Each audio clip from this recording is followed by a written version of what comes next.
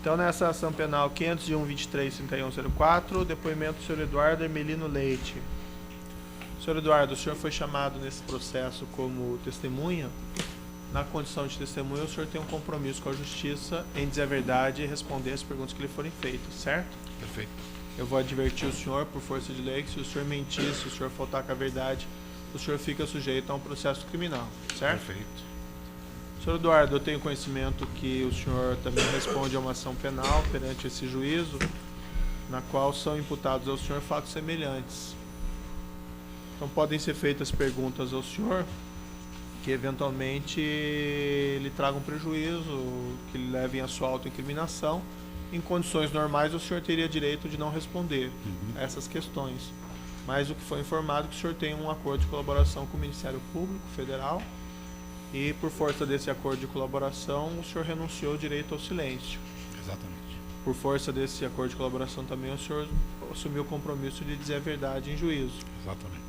É isso mesmo, então, senhor Eduardo? Exatamente.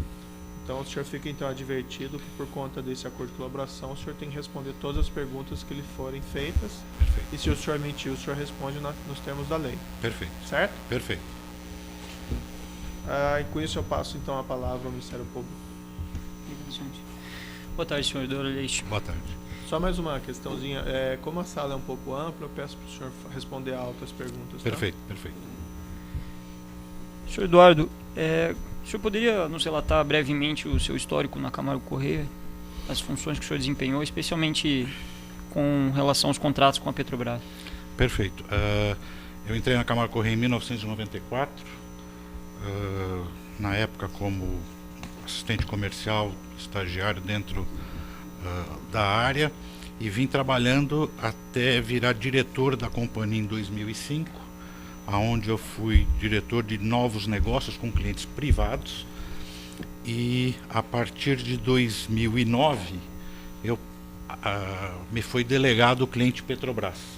Então, a partir do ano de 2009, mais precisamente perto de setembro de 2009, me foi delegado o cliente Petrobras sobre o prisma comercial, e passei a atuar com o cliente Petrobras a partir dessa data. Então, a partir dessa data, em 2009, o senhor passou a ser a autoridade máxima no que diz respeito aos contratos da Camargo com a Petrobras? Assim? Não autoridade máxima, porque nós tínhamos uma estrutura empresarial para cuidar do cliente. Então, nós tínhamos uma área específica, que era a área de óleo e gás. Essa área tinha um diretor superintendente, diretor-presidente, que era o Dr. Dalto Avancini. Tinha um diretor comercial, que no caso eu exercia essa função, e tinha diretor de operações, que logo no início, logo que eu entrei, era o senhor Silvio Zen, e depois isso mudou. Certo. E o senhor se reportava ao senhor Dalton? Me reportava ao senhor Dalton. Para a tomada das decisões, então, com relação aos contratos, sim, era o Dalton a ser reportado em primeiro lugar. Sim. E quais eram suas atividades, então, nessa posição de diretor comercial da Camargo com o cliente Petrobras? Logo que eu assumi o cliente Petrobras, foi o último contrato que a Camargo teve com a Petrobras, foi assinado em dezembro de 2009. Então, em setembro de 2009, a Camargo já havia ganho a licitação da refinaria do Nordeste, da Renest, e o contrato foi assinado em dezembro, e eu participei inclusive da assinatura desse contrato. A partir daí, o que a Camargo teve de relação sob o prisma comercial com a Petrobras? Eram relações no que tange a gestão dos contratos que ainda existiam e que estavam em execução. Então nós tínhamos contratos que já tinham finalizado e que tinham pleitos a serem recebidos. Nós tínhamos contrato em andamento e que estavam também com problemas de ajuste com relação ao andamento desses contratos. E os contratos novos, que era o contrato basicamente da Renest, que tinha que entrar em implementação. Então esse foi o foco da gestão nesse primeiro momento. Certo. Quem que o antecedeu nessa função? Nessa função, antes de ser criada a área de óleo e gás, dentro da Construções de Comércio Camargo Corrêa, havia uma diretoria de indústria que acumulava função comercial e operacional, que era o senhor Leonel Viana. Foi o senhor Leonel Viana, então, que lhe passou a sistemática do funcionamento da relação com a Petrobras, Sim, foi ele que me transmitiu como é que havia sido, qual era a situação do contrato da Repar, que era um contrato em andamento, como é que tinha sido a contratação da Renest, que era uma licitação que já tinha ocorrido, e quais eram os compromissos que a empresa tinha assumido no que tange principalmente a pagamento de propinas nesses contratos. Eu gostaria que o senhor detalhasse, então, essa passada de bastão aí, essa transição do Leonel Viana para o senhor, como ele colocou a questão desses compromissos. Ele não fez um histórico de tudo que havia ocorrido. O que ele me passou é aquilo que estava em pendência. A Camargo, ela não trabalha com caixa 2, todos os pagamentos da Camargo eram feitos através de terceiros, através de subcontratados que ela delegava para isso, ou através de consultorias que eram apresentadas, no caso, pelos credores dessa propina. Esses contratos já estavam celebrados, eram contratos em execução, e o que tinha que ser feito é que esses contratos ocorressem. Então, os desembolsos para esses contratos de propina tinham que ocorrer fruto do fluxo de caixa dos empreendimentos que a Camargo tinha. E existia uma dificuldade muito grande porque como os montantes eram significativos, era muito difícil você dar vazão a isso dentro dos contratos de consultoria existentes. Então, existia uma pressão muito forte para que esses pagamentos fossem feitos e, por outro lado, mecanismos para se buscar para que esses pagamentos atingissem os volumes desejados. E quem eram os destinatários desses pagamentos de propina? No caso, era a diretoria de serviços e a diretoria de abastecimento, sendo que nos foi informado que para cada diretoria haveria um apadrinhamento. Na diretoria de serviços, o apadrinhamento era do Partido dos Trabalhadores, e na diretoria de serviços, de abastecimento, o apadrinhamento era do Partido Progressista. Certo. E os beneficiários dentro da diretoria seriam os próprios diretores? Veja bem, como a gente se utilizava dos chamados aí dentro do processo operadores, a gente passou a não ter essa interlocução direta com o núcleo político ou o núcleo partidário que estava envolvido. Era excepcional algum contato nesse sentido. Por quê? Porque essa era a função do operador, senão ele perdia a função no processo. Então ele até limitava o nosso acesso. O operador ele tinha que se valorizar dentro do processo. Então esse processo de pagamento, a gente sabia que o beneficiário era o partido, mas a gente sabia que existia um percentual que eles chamavam que era para casa. No caso da diretoria de abastecimento, que era um percentual que atendia ao diretor, né? Mas Paulo Roberto Costa. Mas nunca isso foi detalhado para nós. A gente sabia que eu tinha uma dívida de 1% do valor que foi contratado e conforme faturamento. Certo. Permite uma intervenção, então o senhor sabia como? O que o senhor sabia exatamente? Por exemplo, da diretoria de abastecimento do São Paulo Roberto, né? O Paulo não tratava isso de uma forma ostensiva, mas por uma vez o Paulo me comentou que eu tinha que acertar as propinas com IUSF. IUSF me comentou que essas propinas atingiam o Paulo Roberto. Isso se concretizou o dia que eu tive que celebrar um contrato com a Costa Global, a empresa do Paulo de consultoria, para efetuar esse tipo de pagamento, que caracterizou que ele era um beneficiário direto. E no caso da diretoria de serviços, a gente se utilizava do Júlio Camargo, que era quem fazia a interlocução, e logo no início que eu assumi, perto de setembro de 2009, quando eu assumi a área comercial da diretoria de óleo e gás, eu fui chamado para uma reunião na residência do Dr. Júlio Camargo, no qual estavam presentes o Dr. Duque e o Dr. Pedro Barusco, e ali me foi informado de quanto a empresa devia, e que a empresa tinha que atender à casa e ao partido, mas isso era uma distribuição que eles que cuidavam, e o que foi tratado foi o volume que a Camargo deve e como é que ela vai fazer para efetuar o pagamento através do Júlio Camargo. Essa reunião então foi ostensiva. O senhor pôde perceber que, de fato, o Júlio Camargo representava Barusco e Duque nesses pagamentos. Sim. E eram pendências de pagamentos relativas a quais obras, o senhor recorda?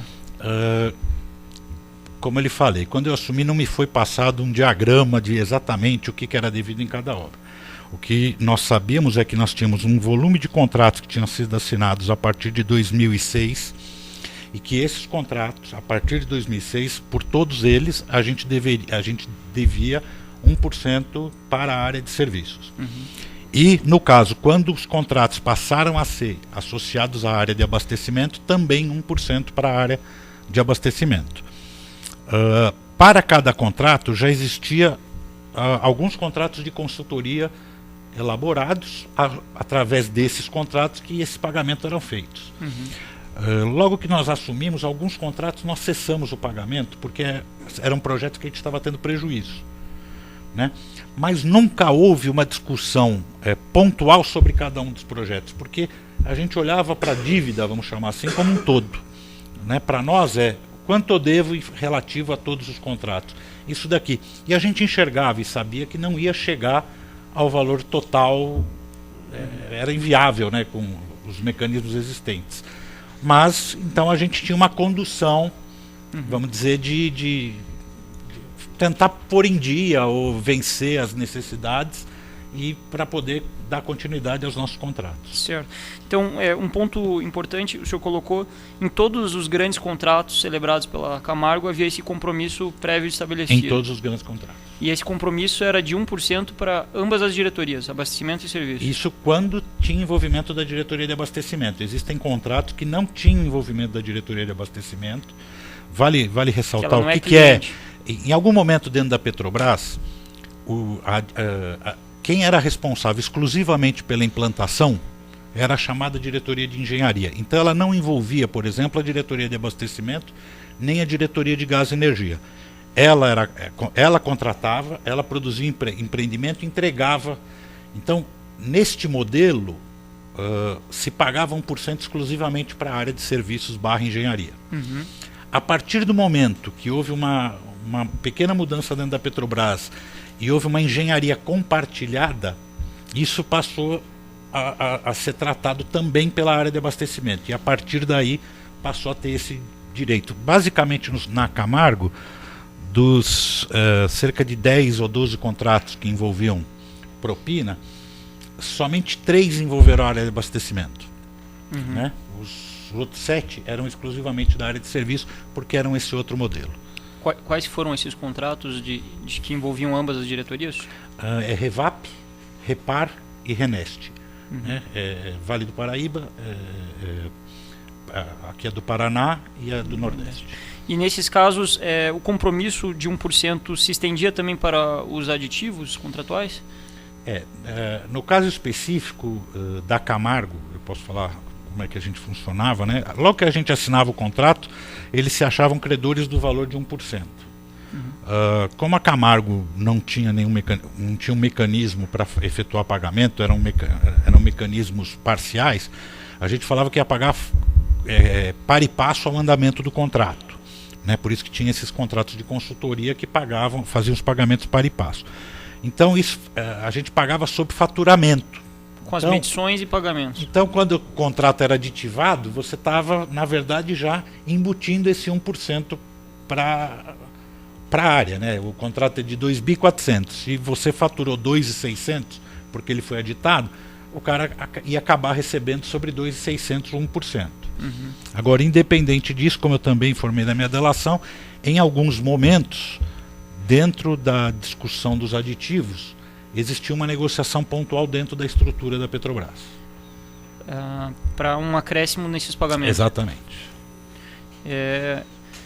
Em cada contrato, grande contrato desse, esse 1% ele poderia ser negociado, a forma de pagamento, ou o senhor tem conhecimento? Olha, no nosso caso específico, não tinha essa chance, porque primeiro que a gente não cumpria, a gente tinha muita dificuldade em honrar o compromisso. Então agora não sei se os outros, por efetuarem o pagamento antecipado ou por se eles tinham algum tipo de benefício, eu não posso afirmar. Mas no nosso caso, o que nós tínhamos que fazer é cumprir só o fluxo de pagamento existente. A Camargo, o senhor coloca a Camargo assim como uma devedora, e daí não tinha uma margem de barganha nesses Exatamente. Isso. E dentro dessa sistemática, desses compromissos previamente estabelecidos, o senhor colocou num dos seus termos de colaboração que o pagamento dessas vantagens auxiliava a Camargo a performar. O que seria isso? Vou lhe dar um exemplo que começa desde a presença do operador. Às vezes, para eu acessar o diretor, para agendar uma reunião com o diretor, eu dependia da interferência, por exemplo, na área de serviço do Júlio Camargo. Então eu mandava um e-mail para a Petrobras, porque o processo de agendamento na Petrobras quero conversar com o diretor de serviço, eu mandava um e-mail para a secretária informando qual era o tema e pedindo uma agenda. E essa agenda não acontecia. Aí quando eu pedia interferência, essa agenda prontamente era atendida. E aí isso tem uma decorrência. O que acontece? Às vezes eu estou com um problema dentro de um contrato, como por exemplo uma greve, né? Eu estou incidindo em custos maiores porque o site, né, não a minha obra, mas o site da Petrobras está em greve. Isso está fazendo com que eu tenha custos adicionais. Eu quero levar imediatamente a diretoria da Petrobras e começar uma negociação sobre esses custos, porque eu estou incidindo sobre isso. Quando eu não tenho a liberdade de sequer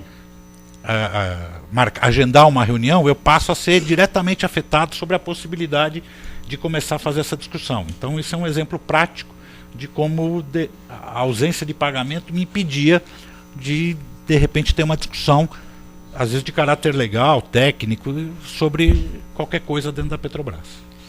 É possível dizer que esses pagamentos então eram um atalho, abreviavam, facilitavam o relacionamento da empresa com os diretores de abastecimento de serviço? Eu diria que um pouco sim facilitavam, mas principalmente botavam em condições normais. Porque senão você vivia uma condição anormal, você não conseguia agendar, você tinha essas dificuldades. Então, no primeiro plano te conduzia uma situação normal e com certeza num segundo plano te conduzia a uma situação de melhor receptividade, né? Como nós éramos devedor, como eu citei nesse primeiro encontro, a pior coisa que tem é quando você é apresentado ao correspondente do cliente, o cara te fala, você me deve, né? Então você começa com uma dificuldade de relacionamento muito grande. Uhum. E alguma vez ocorreu algum tipo de retaliação por parte dos então diretores de serviço de abastecimento, a Camargo Correia, algum tipo de ameaça? Uma retaliação assim significativa não. O que a gente tinha era alguma morosidade em processos. Uhum. Então, por exemplo, um processo de decisão, o próprio caso da assinatura da Renest é um exemplo, né? Se você for ver, você entrava na fila. Ele demorou basicamente 8 meses para ser assinado, né? Então você não pode falar que isso é um procedimento normal. Então algo tinha que gerou essa questão. Eu não posso afirmar, porque eu não participei, que foi em função disso. Porém, na primeira visita extra, aquela reunião com o Dr. Júlio que eu fiz ao diretor Duque dentro da Petrobras, ele me informou que o Dalto me acompanhava, e acho que até o Dalto também comentou isso junto à delação dele. Ele nos informou vamos dizer assim, a falta de vontade e interesse da Petrobras, no caso diretoria de serviço, em celebrar aquele contrato com a Camargo, tendo em vista que a Camargo era uma empresa investigada em outras operações e tendo em vista, não falou isso expressamente, mas dava para subentender, que a Camargo não era uma grande colaboradora dos mecanismos, estava em atraso, não fazia pagamentos. Ele fez menção nessa oportunidade à operação a Castelo de Areia? Fez menção. Como se fosse uma dificuldade para a Camargo assinar aquele contrato. E realmente isso para a Camargo, inclusive um dos motivos que levou a Camargo a me colocar para cuidar do cliente Petrobras, como eu cuidava de clientes privados, é porque a Camargo tinha uma necessidade de trabalhar fortemente para que a reputação dela não fosse afetada pela Operação Castelo de Areia. Então eu fui colocado lá para que o maior cliente, o maior contratante do país, eu conseguisse fazer com que a Camargo assinasse seus contratos e conseguisse performar. E a assinatura desse contrato na Renest, ela se deu com o auxílio do senhor Júlio Camargo daí? Para interceder nessa oportunidade? Não, porque aí, já como tinha corrido a licitação, eu diria para você que o que aconteceu ali foi uma briga de técnica, de a gente se posicionar que íamos brigar pela assinatura, e aí a gente buscou, viu que estava com dificuldade dentro da área de serviço, mas aí foram questões mais técnicas, né? Buscamos dentro da área de abastecimento uma discussão, fomos constatar que a Petrobras ainda desejava obter alguns descontos. Entendi. Então de forma mais explícita, não houve qualquer tipo de ameaça? Não. Física também? Não. De qualquer espécie? Não. O senhor mencionou essa reunião em que participou o senhor Renato Duque, Barusco, Júlio Camargo, o senhor, né? Houve algum tipo de reunião semelhante por parte da diretoria de abastecimentos? Quando eu fui empossado, eu fui apresentado ao deputado José Janene, acho que na época ex-deputado, não sei precisar, e ao senhor Alberto Youssef, numa reunião que eles estavam, reunião entre aspas, depois eu explico entre aspas, que eles estavam tendo dentro da Camargo, com o nosso vice-presidente institucional, o senhor João Auler, no qual eles estavam tendo uma grande discussão devido a cobranças de pagamentos ou atraso em celebrar acordos que vinham ocorrendo. E aí eu fui chamado a participar dessa reunião, onde o Dr. João Auler me apresentou aos dois e falou: olha, a partir de hoje o tema Petrobras é tratado com o Eduardo, vocês não adiantam mais me procurar e vocês têm que tratar esse tema com o Eduardo.